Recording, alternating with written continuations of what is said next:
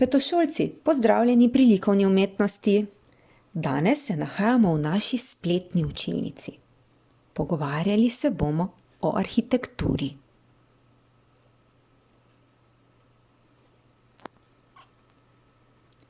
Arhitektura je likovno področje, ki se ukvarja s prostorom, načrtovanjem in gradnjo stavb.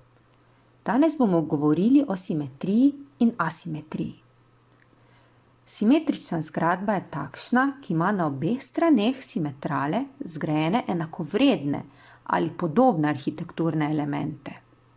Asimetrična stavba ima na eni strani simetrale opazno bolj zapolnjen prostor, na drugi strani pa manj. Dajmo si mi ta dva primera tudi ogledati. Ali se spomnite, kaj pomeni simetrala? Simetrala je navidezna črta, ki naš prizor razdeli na polovico, na dva enaka dela. Prvi primer, ki si ga bomo ogledali, je tale grški tempelj. Takšne zgradbe so gradili v antični Grčiji, pred več kot 2000 leti. Z rdečo je označena črta, ki deli tempelj na levo in desno polovico.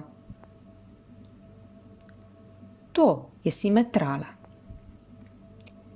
Vidimo, da so arhitekturni elementi, kot so na primer stebri, stopnice in streha, enakomerno razporejeni na levo in na desno stran simetrale.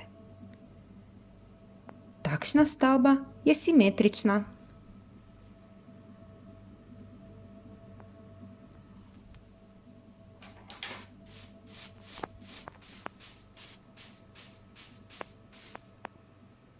Na drugem primeru pa lahko vidimo, da je stavba na levi strani višja.